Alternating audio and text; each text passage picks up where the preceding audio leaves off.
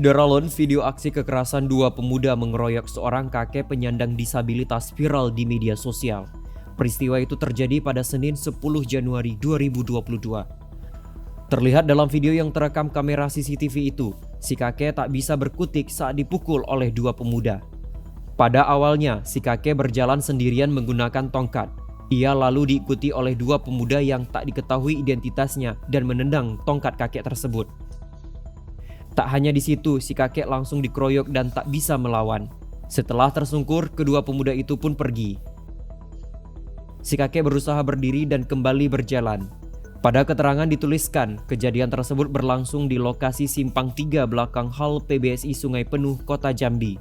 Banyak warganet geram melihat aksi dua pemuda tersebut dan mendoakan pelaku segera tertangkap.